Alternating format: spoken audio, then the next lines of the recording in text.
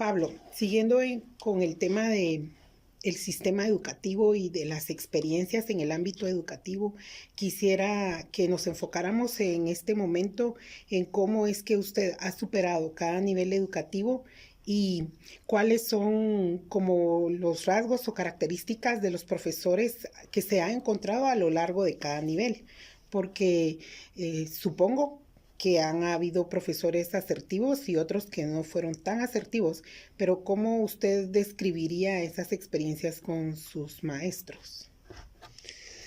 Bueno, en, tratando de recordar, en el nivel primario, como mi situación no era tan grave, pero sí, digamos, el pizarrón tenía limitación para verlo, entonces siempre tenía que pedir que me sentaran hasta adelante, incluso a veces me tenía que parar para ir a ver qué decía y copiar. Pero más que todo eso era enfocado donde tenía mi limitación en eso, pero a lo que vamos en lo actitudinal, ¿verdad? Hay de diferentes tipos, ¿verdad? Hubieron maestras que me decían que para ellas era cansado verme ir y venir, pero no en el cansado de que yo me cansara, sino que para ellas era molesto, ¿verdad? Sí. Verme así. Comprendo. Incluso, y habían otras que eran muy abiertas y bueno, le pedían favor a un compañero que me dictara. Entonces ya copiaba. Y otros, bueno, si así miras, bueno, dale, parate, vení, copia y todo, ¿va? Entonces yo tenía que estar parándome, sentándome, parándome, sentándome. Digamos que eso sería la parte más fuerte que tengo de la primaria. En los básicos, pues como la tecnología había avanzado, ¿verdad? Entonces ya tuve opción a unos lentes un poco más graduados. Y donde estudié, los salones estaban casi llenos, entonces casi que el pizarrón me quedaba 1 metro, entonces no tuve que pararme ni nada, entonces lo logré hacer con facilidad. Incluso si mal no recuerdo, fue en primero básico, el pizarrón que utilizaron era de yeso, entonces no había reflejo y el contraste me permitía ver bastante bien. Y bueno, entonces ni siquiera se dieron cuenta que tenía algún problema en la visión. Ahora en mi diversificado, que fue cuando la visión me bajó bastante, ahí fue donde sí ya no pude ni seguir estudiando, ¿verdad? Tuve que dejarlo en la modalidad, primero en la modalidad en fin de semana y luego pues lo tuve que dejar. En, en la universidad, pues ahí fue bastante accesible todos los catedráticos. De primero sí yo llegaba y cuando yo me fui a inscribir pregunté si me podían recibir, porque bueno, para evitar problemas o si no o en el caso de que no quisieran, ¿verdad? Entonces pregunté si no había ningún inconveniente. Incluso me recuerdo que el coordinador de la sede donde yo estudié todavía le consultó al encargado de las extensiones y no había ningún problema. Pero fue bastante accesible, dijo, bueno, a mí me gusta el reto y si él está decidido a estudiar, que estudie. Y bueno, así fue como empecé a estudiar. Pero tal vez hay algo que hay que recalcar, es que en ese entonces también yo tenía desconocimiento de mi derecho a la educación. Un derecho que todos tenemos. Sí. Es un derecho universal catalogado en los derechos de las Naciones Unidas. Sí. Y bueno, yo preguntaba si me querían recibir a estudiar, pero lo cierto es que yo tengo que exigir ese mi derecho a la educación. Y bueno, ahora que ya conozco de eso, pues ahora es parte del trabajo que hago, ¿va? Informarle a las personas con discapacidad que exijan ese su derecho. Y si no se los quieren dar, o ya sea por una actitud de un maestro o todo, pues hasta puede caer en discriminación por esa parte, ¿verdad? Y ahora me da risa, ¿no? Porque yo preguntaba si podía estudiar y en realidad no era así. Sí. Era obligación de que me tenían que dar mi acceso al derecho. Sí. Sí, eso está tipificado en el decreto 135-96, ¿verdad? Ley de atención al discapacitado. Ley de atención a las personas con discapacidad. Sí. Y sí, es así, ese es el nombre. Y también hay un convenio de las Naciones Unidas, ¿verdad? La Convención sobre los Derechos de las Personas con Discapacidad, que el Estado de Guatemala firmó y ratificó, Ujú. entonces está comprometido a cumplirlo. De hecho, en el 2016 hicieron una evaluación de las Naciones Unidas de cómo el Estado de Guatemala estaba cumpliendo con ese convenio. Y en el artículo 24 pues menciona el acceso a la educación, donde Guatemala se compromete a que todo el sistema educativo se transforme en un sistema Sí, inclusivo inclusive. donde limite esas barreras que existen para las personas con discapacidad. Sí, es muy importante hacer énfasis en eso y que los profesores conozcan que existe ese tipo de legislación que da la posibilidad y el derecho a las personas con algún tipo de discapacidad de ser recibidas y aceptadas en el sistema educativo, tal como lo son otras personas.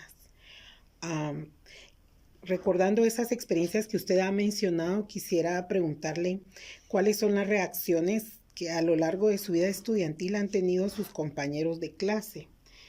Por ejemplo, si algunos se alejaban o si otros se acercaban más de la cuenta o cómo es que si le preguntaban, qué tipo de reacciones encontró en sus compañeros en los ambientes de clase.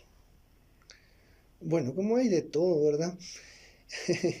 Había un grupito de compañeros, bueno, usted sabe que hay algunos que son crueles, ¿verdad? Que sí molestaban muy agresivamente en esa parte. Pero bueno, son pocos, fueron pocos, en mi caso fueron pocos. Y la mayoría, pues cuando ya les comentaba, más que todo mi historial médico, ¿verdad? Que había tenido tantas operaciones y que tenía que estar continuamente con medicinas, colirios. Entonces ellos ya entendían un poco más la situación. Entonces ya esas burlas que existían me engloban un poquito, ¿verdad? Y siempre los inicios de ciclo eran así, ¿verdad? Ya conforme interactuábamos y nos estábamos dando a conocer entre nosotros, ellos ya cambiaban esa actitud. Tengo la dicha que no fue tan cruel, podríamos decir, pero sí he conocido otros compañeros que incluso hasta les colocaban obstáculos en el camino para ver si de verdad no miraban o si de verdad medio miraban, ¿verdad? Entonces yo, bueno, no fue tanta esa parte. Y bueno, las burlas que siempre existen, ¿verdad? Y los apodos que hacen los compañeros, que también es parte de lo que el docente de aula tiene que ir viendo, ¿verdad? Esos principios y valores, ¿verdad? La solidaridad y que la empatía que Respeto. debe existir, el respeto hacia a los demás, Sí. que a la larga, pues la discapacidad es una característica más de la sociedad, ¿verdad? Así como vemos canches, morenos, también existen los que no oyen o los que no miran. Y hace unos minutos usted nos comentaba acerca de diferentes apoyos didácticos o de uso personal que han sido útiles a lo largo de su vida estudiantil y de su adaptación en general, que le han ayudado a realizar sus actividades de la vida diaria. Entonces me gustaría que, por ejemplo, usted mencionó el abaco como un recurso y también el sistema braille. Me gustaría que usted nos comentara qué otro tipo de apoyos, recursos o ayudas existen, están disponibles y cómo los profesores quizá podemos tener acceso a ellos cuando tengamos a un estudiante con discapacidad visual. Bueno, buen punto, porque muchas veces los maestros tienen miedo de cómo ayudar a una persona con discapacidad en el salón de clases. Y es porque también desconocen de esos recursos que existen, ¿verdad? Él mencionó el braille, la lectura y escritura para las personas ciegas, que yo no tuve que aprender porque como mi diagnóstico es progresivo, entonces puedo llegar a quedarme ciego, entonces me sugirieron que aprendiera el sistema braille. Pero también existe el macrotipo, que son documentos impresos con letras más grandes. Incluso hasta se puede jugar con el fondo, ¿verdad? Colocar una hoja amarilla donde se imprima el documento, que eso puede ayudar a que ese resto visual se pueda aprovechar, ¿sí? El ábaco, que ya lo mencioné, que es para las matemáticas, pero como la tecnología avanza, también ahora existen calculadoras parlantes, que es otro recurso que se puede utilizar en los salones de clase. En lo personal, debido a mi condición, a mí lo que más me ha ayudado, pues el macrotipo yo lo utilizo para tomar mis notas, lo hago con un marcador, porque el lapicero ya no lo miro, entonces tengo que hacerlo con el marcador. Ahí podríamos mencionarle a un maestro, por ejemplo, que a veces un estudiante pues no logra percibir el lápiz, entonces tiene que utilizar un marcador u otro tipo de recursos para poder aprovechar ese resto visual que tiene. Las lupas, por ejemplo, es otro apoyo que a mí me sirvió para poder leer documentos cortos. Pero lo que más me ha apoyado a mí, y es, bueno, en el siglo XXI, la era de la información, fue la computadora y los programas de apoyo. Existen unos programas que se llaman lectores de pantalla, que verbalizan toda la información que aparece en la computadora, la van convirtiendo a audio. Entonces, de esa manera, una persona que no mira puede ir interactuando con la computadora. Y también hay lupas, que lo que hacen es magnificar la pantalla, que ese es el recurso que más yo utilizo a la hora de trabajar con una computadora. Los escáneres, para mí un escáner fue la forma en que pude acceder a todos mis libros.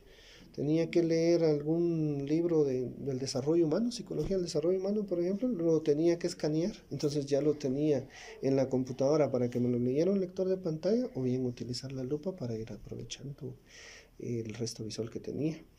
Y como ya en un formato digital uno puede manipular el texto a su antojo, entonces ya lo colocaba yo como lo necesitaba. Exactamente. Y el bastón que le permite a uno desplazarse con seguridad. Respecto a los tipos de apoyo, quisiera saber si estos lectores de pantalla son accesibles en cuanto a precio o, por ejemplo, es un recurso que puede estar disponible gratuitamente en Internet. ¿Cómo es que se adquieren? Porque también en ocasiones probablemente no accedemos a este tipo de recursos porque precisamente no sabemos cuál es el camino o dónde investigar para encontrar estos recursos.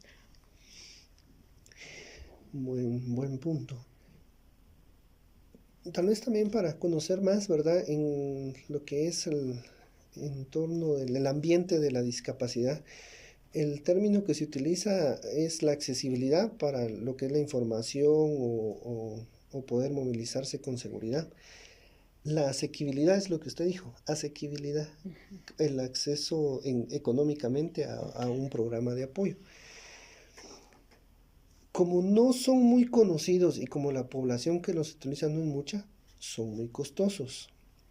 Pero gracias al movimiento que ha existido de las personas con discapacidad a nivel mundial y por la convención que ya la mencionamos, ahora se exige que sea un diseño universal, que cuando alguien pues piense en un producto, piense en una metodología o piense en un diseño arquitectónico, sea accesible para todos. Entonces, ahora, por ejemplo, en lo digital en la computadora, ¿verdad?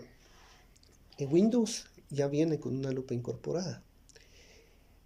Hay otras lupas que que se tienen que comprar, que tienen mayores prestaciones. Uno puede elegir hasta qué tipo de contraste de colores le va a realizar. E incluso cuando uno va agrandando la imagen no se pixelea tanto. Pero sí estamos hablando de que unos $800 por la licencia, que es para nuestro contexto es muy caro. Pero ya la lupa que trae Windows es bastante funcional. Incluso un lector de pantalla que Windows también ya lo trae, se llama narrador. También va verbalizando la información, o sea, es gratuito. Hay también un programa que se vende, que igual más o menos cuesta como $800, $900, que se llama JAWS. Pero como hay diferentes alternativas ahora, gracias a Dios, entonces hay otros programas, lectores de pantalla que ya son gratuitos. Incluso ahora los teléfonos móviles ya vienen con esos programas de apoyo. Tanto el sistema iOS como Android tienen una lupa y tienen un lector que nos permite acceder a la información o a interactuar con esos dispositivos. Pues es un reto seguir investigando respecto a estos apoyos y recursos que ya existen en el medio y que en algún momento es necesario que nosotros como profesores conozcamos precisamente para ser mucho más eficaces y eficientes en nuestro trabajo docente.